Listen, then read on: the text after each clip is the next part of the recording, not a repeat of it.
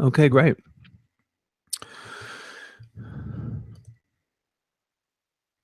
So you're here at the Naked Trading webinar, folks. My name is Walter Peters, and I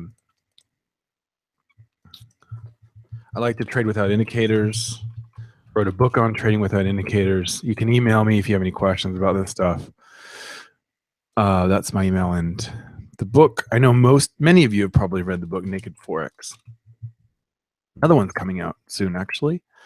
So looking forward to that. And I love getting your feedback from, about the different aspects that are covered in the book as well, and the new book as well. So that's my email there. Today we're going to talk about breakout trading. Now I trade without indicators, which is, I don't know if you can say it's rare. I guess there are a lot of naked traders, price action traders out there nowadays, because people realize that all indicators are based on the different aspects of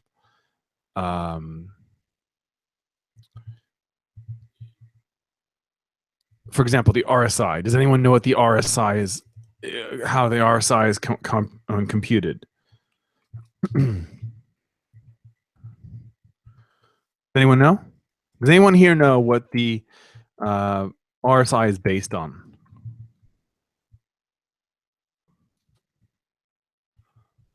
Who here knows? I'd love to get your feedback if you know. Because a lot of people use indicators and they think that they work and they test them and all that, but they don't really know what it's doing here. And I find that fascinating because in the end,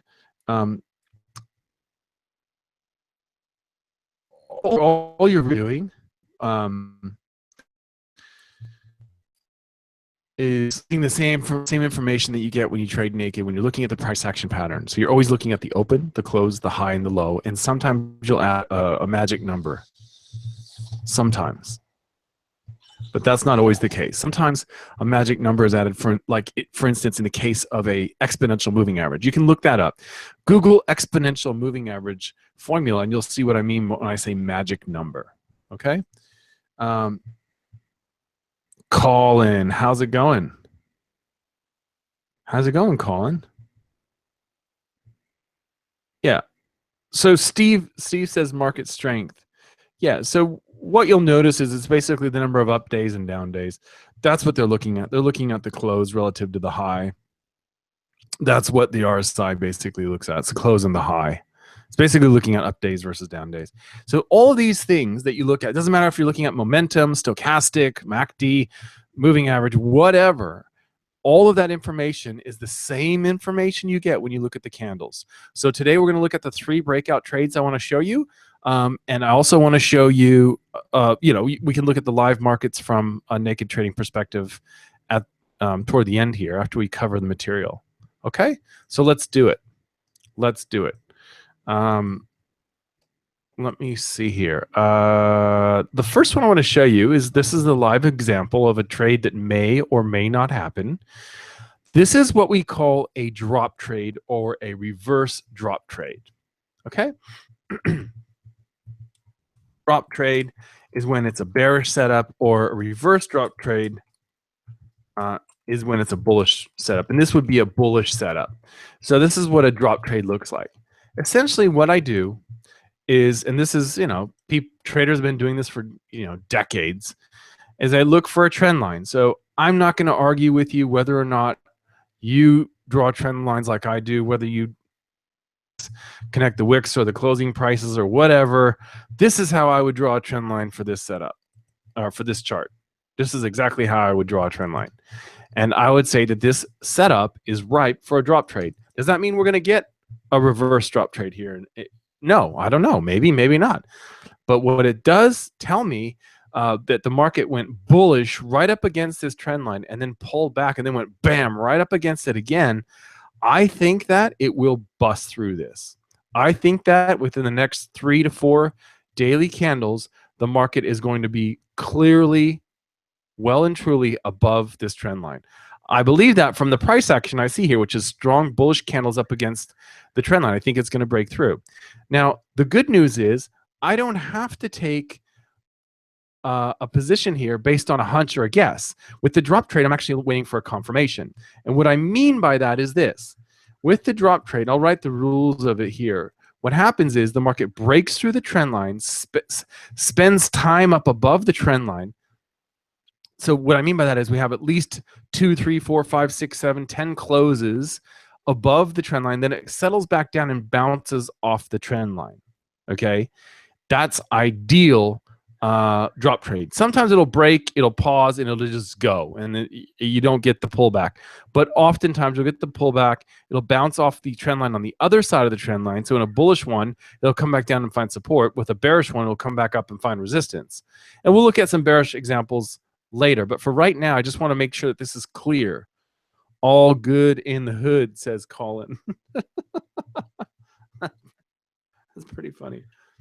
So is this making sense, guys? We're waiting for the market to break higher than this trend line and then spend several candles above the trend line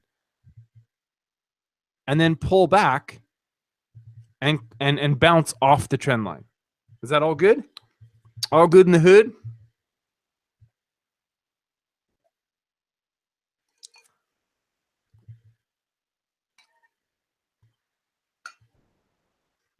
Just having a sip of my my vitamin water here. It's like this special concoction I have to stir up. I don't know why. It's some sort of webinar tradition that I have one sitting next to me. So cool. So this is what I would look for probably after the non-farm payroll, which of course is tomorrow's daily candle. We'll see the non-farm payroll and probably see this pair blast higher. Then sometime next week, maybe it'll come back down and bounce, or the following week, it'll come back down here, settle down here, and bounce with a nice bullish candle. What does a bullish candle look like? Bullish candle would look like this, or like that, or even like this, or maybe even a candle like this, which is what I would call a kangaroo tail. This, even though it's bearish, in fact, where it opened higher and closed lower, that would still be a bullish candle to me.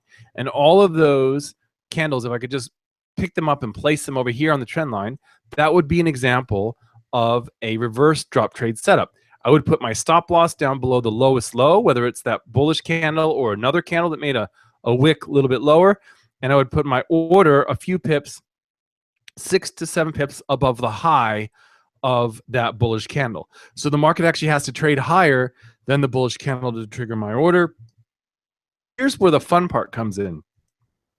How do I look for targets? Well, what I use is another trend line. Oftentimes you'll find another trend line on a higher time frame, or if you just kind of scroll back like I did in the case of this pound Swiss here. And so this connects 1, 2, 3, 4 touches on the green trend line. So the target is the green trend line. So let me show you an example of what this might look like. We might, for example, get a candle over here that's kind of a bullish candle like that. So maybe the buy order is up here around 26.36. The stop loss is down below the low around 25.43 or whatever. So we have 90 pips of risk, and then the reward would be about 160. It could be as much as 190, 200, but it's probably going to be more like 150, 160 down here. So 90 pips of risk, 160 pips of reward. Now that's pretty good, but that's actually not a really good drop trade. Many drop trades actually have a lot more. They're usually like 3 or 4 to 1 rather than 1.5 or whatever this one is. What is that? If it's 160 pips, that would be 90 plus 50. Yeah, it's like 1.6 R, right? So that's an example of a drop trade. So let's just write the rules out here for a reverse drop trade, which is the bullish one. Rules out here in blue, so everyone's really clear. Number 1, you draw a trend line. Again, there's no guessing. You don't have to guess if the market's going to break the trend line. You wait for it to happen. So it's draw a trend line on the highs. Okay, this is because it's a reverse drop trade. So the trend line obviously connects the highs. The market breaks higher. Market closes above the highs. Not the Narjet, the market. Market closes above the trend line. And it should spend several candles above the trend line. I cannot stress this enough. It's not a blow off top where the market goes up one candle and then the next candle comes back down below the trend line. That's not a breakout. That's a false breakout. So market's got to close above the trend line and stay above this trend line for several candles. Candle closes above trend line. When I mean several, I mean like at least 3, 4, 5, a minimum. It's got to have 3 closes above the trend line. Can't have 1 or 2 closes above the trend line. It's got to have 3, 4, 5, 10 closes above the trend line. And then it'll come back down and bounce off the trend line with a bullish candle. So it's a bullish candle on the trend line. Okay, stop loss is below the local low. Now that may be on the bullish candle. It may be on a different candle. I don't care which candle has the lower low. It's the candle that has the lowest low that I set the stop on. Okay, so it doesn't have to be your signal candle. Stop on the low of the lowest candle on trend line, and the target is a higher time frame trend line. Now it doesn't have to be like, if on this case it's the daily, and I could have drawn a weekly trend line, but obviously you don't have to necessarily. It's often easier to see the other trend line on a higher time frame, but you can also draw it on the same time frame. Okay, there's nothing magic about using a higher time frame. It's just usually easier to see it. That's all. Target is the next trend line. Okay, now I'm going to show you several examples. Everyone cool with this? Who here is freaking out going, what the heck is he talking about? Feel free to sip some wine. Steve, you're funny. You are funny, Steve. Yeah, I actually am going to probably hit some champagne after this. I'm not trading today because tomorrow's non-farm payroll. So you guys are funny. Okay, so all good. Draw the trend line on the highs. Market closes above the trend line, so we close up here. Then it has several closes above the trend line to confirm that it's really made a breakout.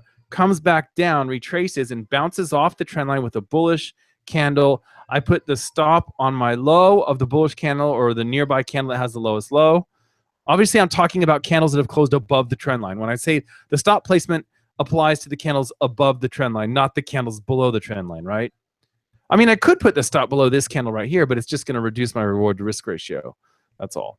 And the target is the next trend line. I should have also mentioned that that I use a buy stop 7 pips above the high. Now, look, if I'm trading the pound yen or the pound Aussie or the pound New Zealand or the euro Kiwi, any of those volatile pairs, I might use 10 pips, right? But on a normal pair like the pound Swiss, I would use 6 or 7 pips above the high. So the buy order, buy stop, I use a buy stop 7 pips above bullish candle high. Okay, and I think everyone kind of knows what I'm talking about here. So those are the rules for the reverse drop trade, which is a bullish breakout. All good? Sweet. I will try and see if I can find some more for you. Here's one. Here's one right here. Here is a trend line. This is a while ago. It's a 4-hour Euro Kiwi. Euro Kiwi is a really fun pair to trade. The candle, the bullish candle. Now, in the case where I have a horizontal support and resistance level, I could use that as the pullback, but I like to use the trend line. So okay, let's be clear here on this one. Stop loss goes below the candle low right there. We're going to make that red to signify that it's our stop loss, right? And then we're going to go ahead and put the buy order above this candle. Now let me zoom in here so everyone can clearly see what's going on here. We hit the trend line, we pull back, we hit the trend line again, we hit the trend line, we break above, we pull back to the trend line, and then we finally bounce. Now notice how we didn't close below the trend line here. We finally get the bullish candle right there. The buy order goes a few pips above that bullish candle. So that's going to be 7 pips up here in this area. Okay. That's green, or sorry, blue for buy. Blue for buy stop. Green is target. But there you go. So this is a trade that has about 130 pips of risk. 130 pips of risk, and the next trend line was up here. I'll show you why I drew it there. 130 pips of risk and 430 pips of reward. That's kind of a normal sort of, that's about what you expect on these. That's about what you get.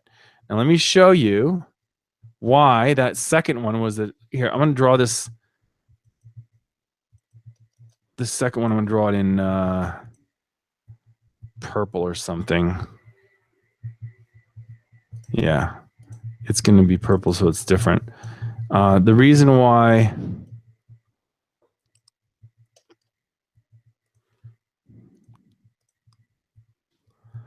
bounce, bounce, bounce, bounce. It's interesting to me that it's actually found support on this trend line too, but yeah, so that's what this was. It's kind of a weird trend line because it actually had both support, and resistance, but it was the one that made the most sense to me. I could have drawn something like this, right? I could have drawn something like that, but you know, that's a fairly aggressive looking thing because we're looking at 130 pips of risk for 930 pips of reward. I mean, maybe it's still going to get there. I don't know, but you know, I try to keep it in the, you know, in the 4R range. I'm not necessarily looking for 8 or 9R on these. Although you could, if you had a really tight stop, it's possible. But because I'm looking for such a bullish candle as a trigger, I normally wouldn't have like 9R target on these.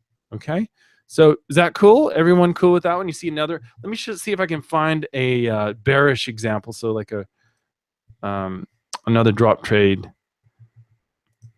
but a bearish one. Trying to think here. Trying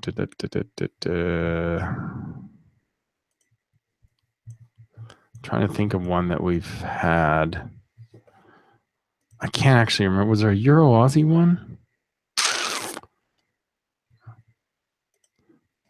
We can just move on. We can move on to the next one too if you're.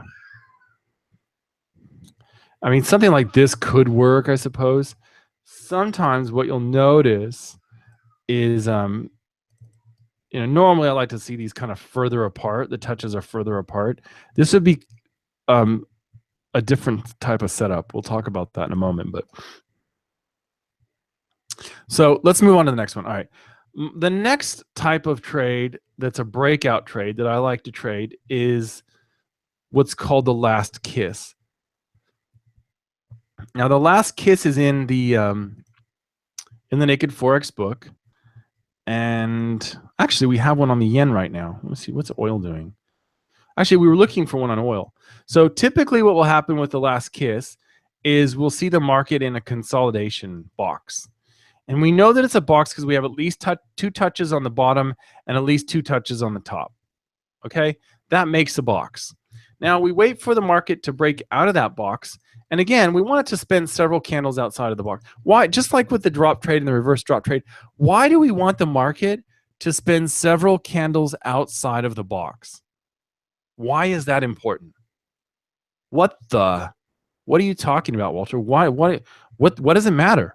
Why can't it just go to the box and then come back and touch it like right away? Why do you want it to stay out of the box? Any answers on that? Anyone have an idea? Why the heck I would say, hey man, it's really important for it to stay out, you know, close outside the box. So in this case, you had your breakout candle, then you had 1, 2, 3, 4, 5, 6, 7, 8, 9, 10, 11, 12, 13, 14, 15, 16, 17. 17th candle came back to the box. The 17th candle came back to the box. The reason why we want to see several candles trade away from the trend line in the case of a drop trade or a reverse drop trade, or the reason why we want to see the market spend several candles that close outside of the box in a last kiss situation is because we want to know that the market has actually decided to get outside of that consolidation range. And if it just goes out and like makes a wick like this or whatever, or a wick like that, or a wick like this, these are all false breakouts because the market didn't actually close out. And sometimes it'll close outside the box and then go right back in. So we don't want that. We don't want that happening. Let me give you an example. Actually, yesterday on the yen, or not the yen, the kiwi, we had that was oil, right? Yeah. But we're going to come back to oil in a minute. Let me make sure I flag that. But I want to show you the kiwi because this is what happened yesterday.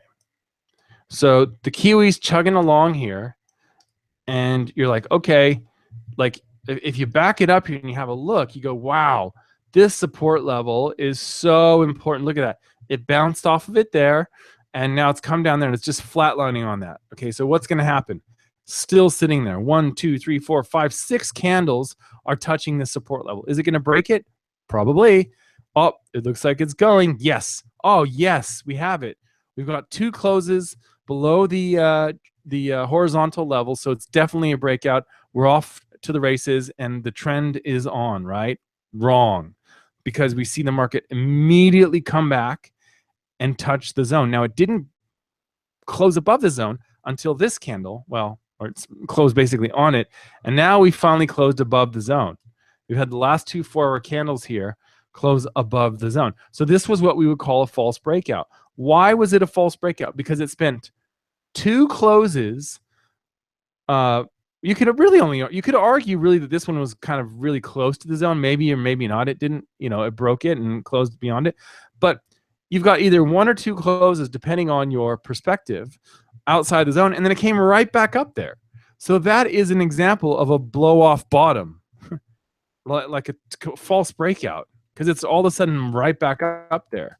So these are the situations we're trying to avoid. Now, if I had just put my order below this candle right here, so if I said, okay, it's closed below the zone, and believe me, it was tempting last night when I saw this, I could have said, okay, yeah, I'm going to get in here. I'm going to have, risk of 25 pips, and I'm going to shoot for 67. Okay, so almost 3 to 1, 2.5 or whatever R on this trade. But guess what? I didn't do it because I wanted the confirmation. I wanted the market to stay down here, close down here, come back up, and pull back. And we didn't get that. It quickly rebounded. And the line chart will show you that. The line chart shows you the story. Look at that. On the zone, on the zone, on the zone, breaks the zone, bounces hard, back up on top of the zone. That's a false breakout. Does everyone see that? Does everyone see why that's a false breakout? Because we didn't have several candles closing outside of the zone. It's really important, guys. This concept can save you too much heartache. Yeah. The other one that we want to talk about here, I said the last kiss. This is interesting. A couple of things here. A couple of things I want to point out. First of all,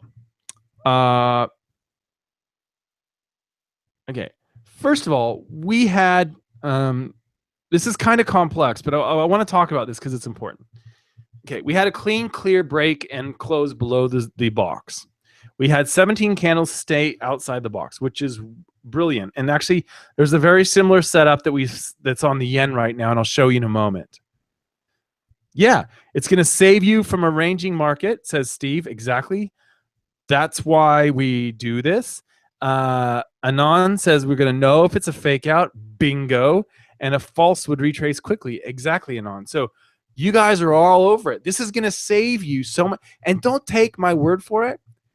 You can say, Walter, you're talking you're gas bagging here. You're talking a bunch of silly nonsense.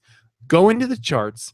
Go into Forex Tester. Test the crap out of this. Come back and let me know. Okay? You tell me whether or not waiting for the candles to spend time outside the box or, the trend line or whatever it is, if that's worth it to you.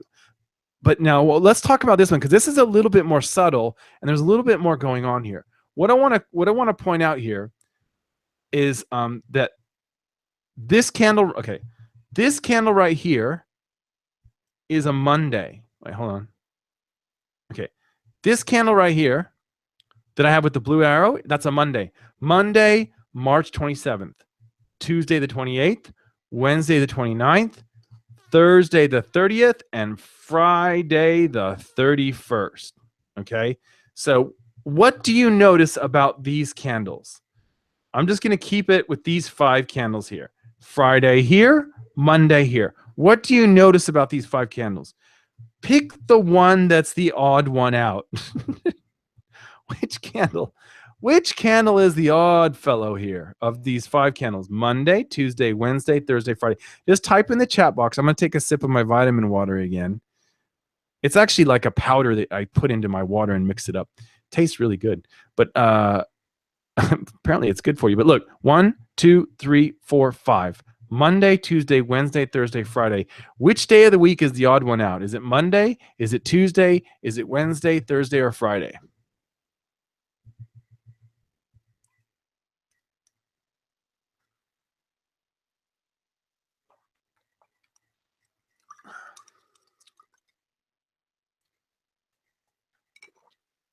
I know there's a bit of a delay on the webinar, so wait for your answers to come out.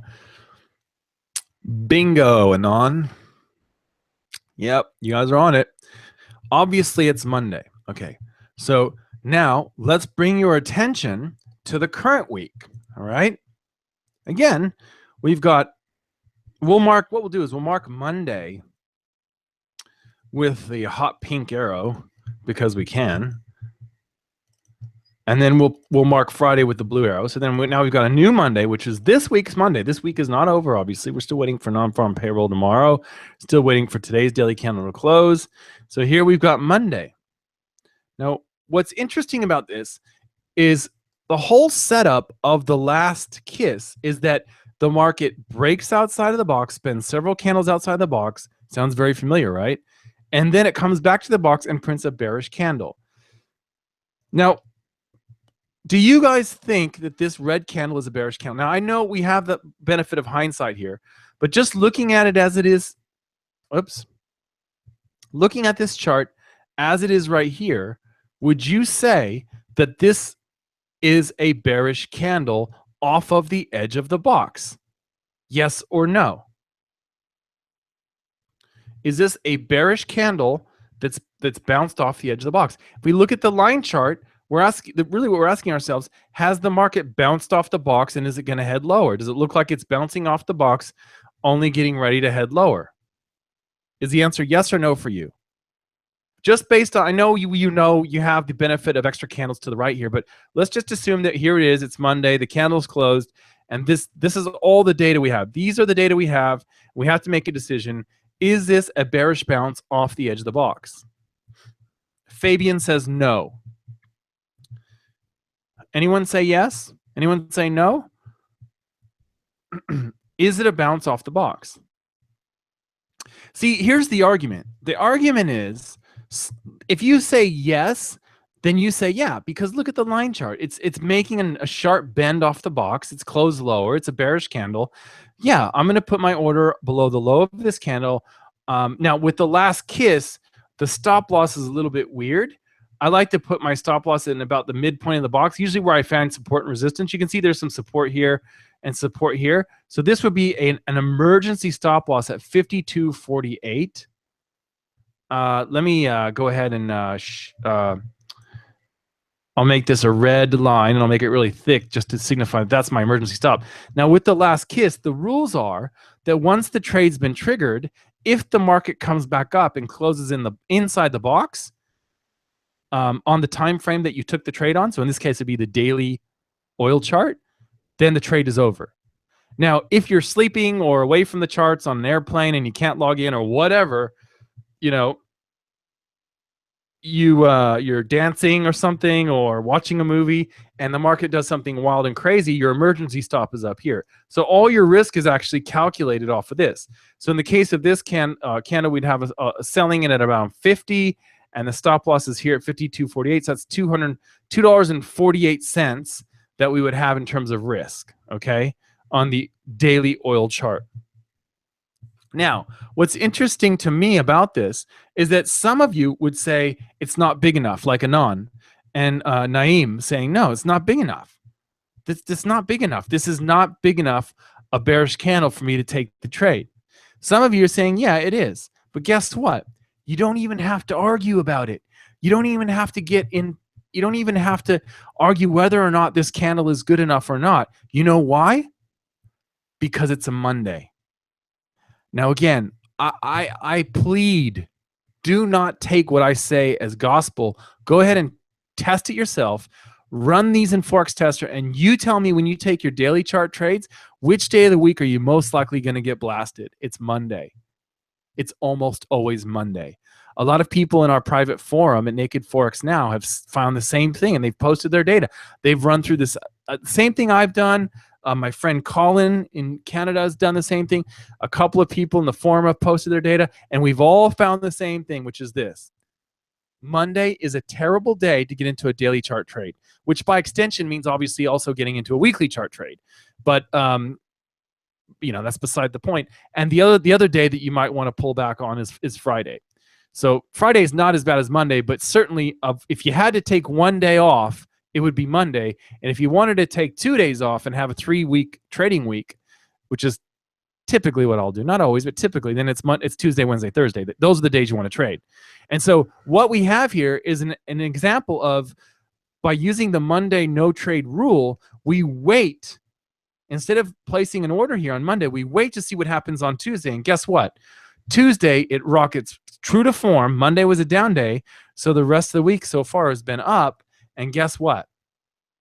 It closes back inside the box. So immediately we save ourselves some heartache. If we put our order down there, we definitely get triggered on Tuesday, right? And then we lose. Now, we don't lose the full R. Remember, the full R was $2.48. Instead, we're only losing $1.10. Okay, so $1.10 versus $2.48. So it's not even, it's like 39% or whatever of the R that we had originally allotted for this trade. We lost, 0.39 R, 0.42 R, something like that. That's what we lose. We don't lose a full R. Does that make sense? So again, here we are Thursday. If this is a true to form, because Monday was down, we probably would see the rest of the week go up. So I would expect that the weekly candle on this chart will end up being a bullish candle.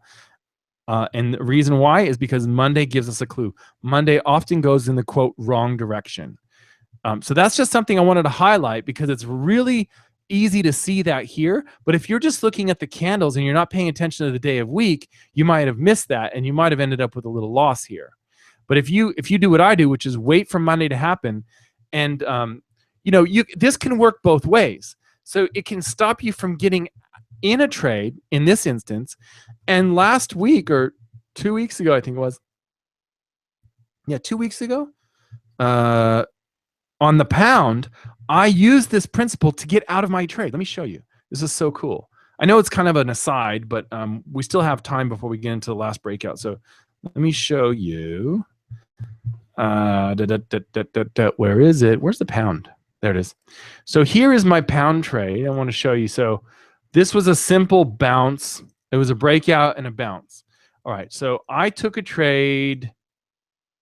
Here it is. It was right here. So it was a buy right here. Now, so you'll notice that this is Thursday. No, this was Wednesday. So it was a Wednesday trade right here. My stop was actually down at 11. So it's down here. I put it a little bit further, and it got in at around 25. So it was like 14 pips of risk, something like that. Okay. 24, 25 was, oh.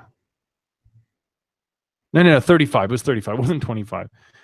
It was 35. So it was, 25 pips of risk or something like that. 24 pips of risk. Okay. So 24 pips of risk. Now, here's what I want to show you. This is Wednesday. This is Thursday. It goes up. Friday, it pulled back. Now, that's not necessarily a bad thing. Now, if I had moved my stop loss to break even, I probably would have been stopped out with the wider spreads, over the weekend and toward the end of the day here on Friday, and then obviously on Monday.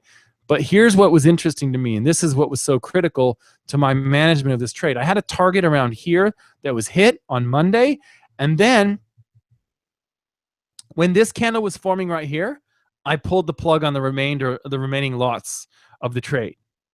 So it ended up being like 5 to 1. And then where's 35? So just, yeah, 150 pips on 25 pips of risk. So what is that?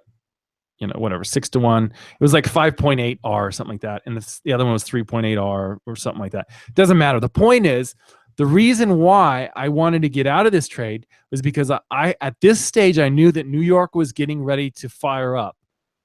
And I knew that London and Asia and London had taken the pound up. And it was highly likely that when New York fired up and started trading, it was going to pull the pound back down. Not only that, but this strong move happened on a Monday. So again, keeping in line with what we know about Mondays, I figured the rest of the week would go lower, and that at best case scenario was this was going to end up being a break-even trade, so it was time to get out. And that's exactly what happened. You can see here at the end of the week, at the end of the week we actually closed here, but we went much lower, and I would have been stopped out at break-even or hit my stop loss had I waited around and held on to this trade. So that's an example of how you can use the Monday rhythm to help to set yourself up for success. Yeah, there's a lot of market orders being filled, and it's like, if you ever go someplace new and you're with a bunch of tourists, and let's say you're on a boat, and all the tourists are on the boat, and there's no tour guide or anything, so people get off the boat and they start wandering around the town. They don't know where they're going, but everyone behind starts following the guys in front, just assuming that they know where they're going, and nobody knows where they're going. And that's the same thing that happens on Monday. Nobody knows where they're going. They're just following the crowd. And so it's obvious. It's not foolproof. Obviously, sometimes the market will go up on Monday and it goes up the rest of the week. And sometimes the market goes down on Monday, it goes down the rest of the week. All I'm saying is it's a repeatable pattern that happens enough to be aware of. And that's why I think it's a good idea to use that to not only avoid poor entries in the case of that oil trade that we're talking about, but also you can use it to manage open orders to protect yourself, which is what I did with the pound trade. Now let's talk about the yen, because that's another example of a last kiss trade. And then we'll shift gears and we'll talk about the last setup that I want to cover today. Where is the yen? Where on earth is my yen? There's my yen. Okay, so this is another example of a last kiss. We had several touches at the top of the box, several touches at the bottom of the box. It broke out, spent several candles, came up, printed a bearish candle. Now, what's interesting to me about this is that the bearish candle happened on a Friday. Again, the 31st. So we went up. Then on the 31st, Friday, we went down. So I said, I don't know if I really want to do this. And then Monday, it went down again. I said, oh. So I was really keen on this trade, but because Friday was a down day and Monday was a down day, I was worried that it was basically going to double bottom off this touch here and go back up. And it did do that yesterday, although it did fall back down. We still, though, haven't taken out the low. See, the lowest candle over here is at 110.10. So a sell order below this low, which is the safest order. You could have taken an order off this candle right here, the bearish candle on Friday, but again, you would have been entering on a Monday, and that's a big no-no for me. So at this stage, the market's really just kind of being choppy here. It's not really deciding that it wants to push off of the box.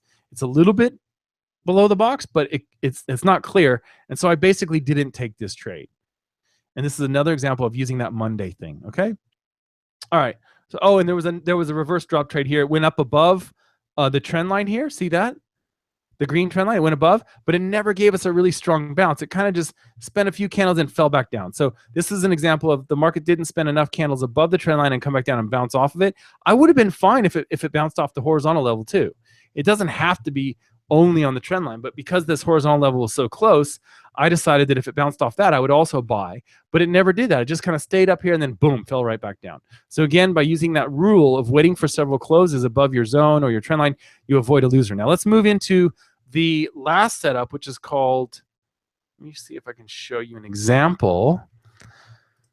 Probably the clearest example is on the Euro Swiss, although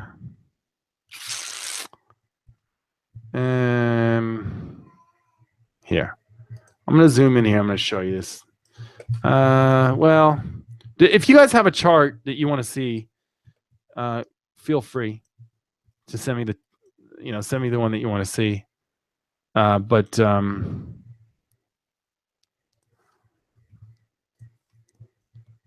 I'm sure we can find one on your chart too, but I want to see if we can find this. Okay, here's an example. Okay, here's an example of one.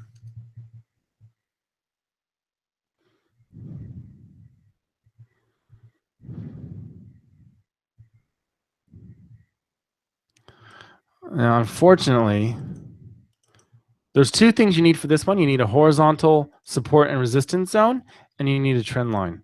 And basically, it's the winner in this case is almost always the trend line. I'll show you the special case, though, in a moment.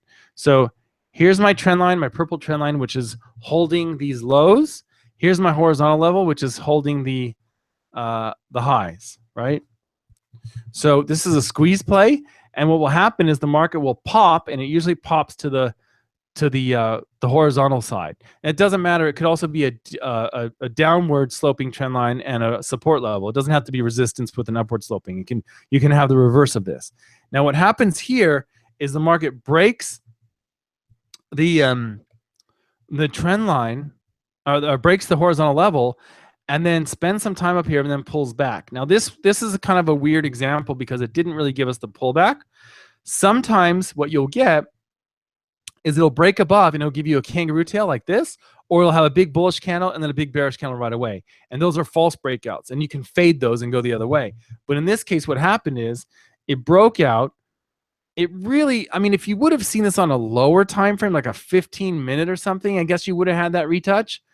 But for me, I don't have it on the 1 hour. Let me see if I can find this sucker. Where is that sucker? There it is. Okay. All right. So on the lower time frame, you would have adjusted this like that. Okay. So yeah. So here you're containing the highs. You've got your trend line. Maybe you adjust the trend line a little bit like that or whatever. The point is, trend line wins out. Okay. The market breaks higher. It closes above 1, 2, 3, 4, 5. And then the sixth candle, it comes down. And I actually wouldn't call any of these very good bullish candles. I think they're quite neutral. So what I would do is I'd put my order above the high here, above this kangaroo tail high. And that would be right here. Let me show you. This one's kind of a weird example. Ideally, what you would have is a big bullish candle on the bounce. So this is probably not the best example, but I just wanted to give you a flavor for what it looks like. So this would be a buy order right here, which is triggered on this candle. The stop loss can be down below this swing low here. So you're looking at about 26 pips of risk, 27 pips of risk. And then, you can go for the next zone or whatever, the next support and resistance level or whatever. In this case, there was only about 30 pips of reward available on 26 pips of risk. So probably would have been a break-even result, most likely. But that is what they look like. It's horizontal support level or resistance level being squeezed. It's called a squeeze play by the trend line. And the trend line usually wins out. Unless you get a big bullish candle and then a big bearish candle immediately, or a big kangaroo tail, then you can fade it. But you can see that this market never traded lower than the horizontal level. After it broke higher, it never traded lower. So you weren't really concerned about the well, it never closed lower, I should say. You're not really concerned about fading it. You don't want to fade this. It's not a rhino. It's a rhino if it fails, and if it's a squeeze play if it's good. Dear Walter, can we use all your ideas? Big shadow, last kiss king on smaller time frame, like 1 hour. Yeah, I would test it. The most critical thing here, there's two critical things though when you're trading the lower time frames.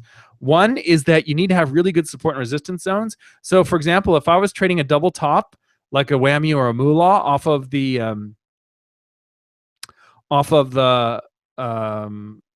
1 hour, I would use daily support and resistance zones. Okay, and I do. I like to trade with the trend on the 1 hour, but and then the other one is that I think is important here is if you're trading the lower time frame, you have to be very careful that you're not getting addicted to the charts. And what I mean by that is trading the lower time frame charts, especially 1 hour and below, that activates the addiction area of your brain called the nucleus accumbens, and that's the same area that that's when you do cocaine or have lots of sex, or in the case of me, eat ice cream or whatever, that area of your brain lights up, or gambling, all that's the same thing to your brain, and will flood your brain with the good feeling chemicals. And so you have to be really careful. It's very different. Planning a daily chart trade is a completely different thing. It's not even the same style of trading to your brain that taking a 30-minute last kiss trade is like. So, or a 5-minute double top or whatever. It's very, very different. It's highly addictive. So I would say be careful of that. So make sure that you don't have any addictive tendencies. Have some sort of person that you report to in terms of that. And also make sure you're using really good, strong support and resistance. That would be the two things that I would most say, that make sure that you are on top of. So having someone that, like a trading buddy, that you report to every week, so that you're sticking to your rules and you're not going gambling crazy. Like a lot of scalpers will have a rule where if they have 2 losers in one day, they shut it down. That's it. Or 3 losers, 2 or 3 losers, whatever the rule is, that's over. I trade the 5 minute. If you trade the 5-minute charts, you ask some of those guys, you got 2 losers today, you're done. Come back tomorrow. It's over. No revenge trading or anything like that. Okay. All right. So hopefully that makes sense, guys. Let's talk about, was that good? All good? Let's talk about the live charts. Does anyone have some live charts? I know we're almost out of time, but I just wanted to open it up for questions. If you guys have any live charts that you want to have a look at, let me know. And so I'm looking for a pullback on the Swissy to bounce off this level right here, which is 99 even. Maybe it'll get a big, 50 pip bullish candle, and I'll get in at 99.50 or something like that. So that's what I'm waiting on that one. Singapore dollar is kind of not that interesting. I showed you the yen already. Oh, there's a reverse drop trade on the weekly pound Aussie. So if the weekly pound Aussie breaks above this trend line, spends some candles up here, comes back down, bounces off this level right here, I might go long, and that might be a candle that has 425 pips of risk, and then I might go for 1,090 candles of reward. Okay, so that's about a 2 to 1, 2.5 R on that trade. So I'll be shooting for this one. And the reason why I have that trend line is that trend line connects these weekly tops, and the trend line that we're talking about here connects those. Now, it could also be a squeeze play. Remember we talked about squeeze play? What could be happening here is it's never going to break above this pink trend line. Instead, it's going to fall back down to this horizontal level, and it's going to break lower. Maybe that's what's going on here. Maybe that's the issue. And so I shouldn't really be concerned about it. But if it does break this trend line, I'll go and it bounces off this level, especially if it bounces off where the intersection of the support level is on the horizontal, the horizontal support and resistance at 1.6565, and the trend line, if that's a great spot to look for a bounce right there.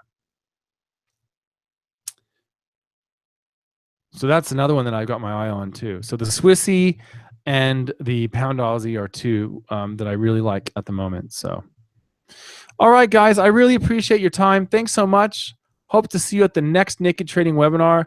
I'm going to be traveling overseas, so we won't have a webinar for a few days, but we will have them, I think, after next week. So, and then we have non-farm payroll tomorrow too. So hope you can. That's a good rule. It's a very good rule. So my rules are no trading on Mondays, only the very best setups on Fridays, and if I'm trading the 1 hour charts, I actually have EAs enter the trades for me, and I just set them up and I go to sleep, so I don't have to even worry about getting all gambly and stuff and revenge trading. I set it up so that it will only do it, and if it stops out, it stops out. No big deal. So, thanks, guys. CAD yen. There's a question on the CAD yen. I don't really like the CAD yen right now. I think it's a little bit ugly. It was in this channel and it broke out of the channel and kind of came and bounced off of that. But right now, I don't really know if it's double bottoming here or what. It looks like to me that this kangaroo tail is going to fail and it's going to go lower, but it's undecided. So CAD yen is not a chart that I would trade right now. It needs to make a decision if it goes bullish off this level or if it breaks below the low of this pseudo kangaroo tail. So it's really at a crossroads here, whether it's going to bounce and go higher or whether it's going to break and go low. If it goes low, it's going to go really, really low. So thanks, guys. Have a wonderful week, and we will see you soon. Take care. Bye. Thanks again. Have a good one, guys. Thanks. See ya. Bye.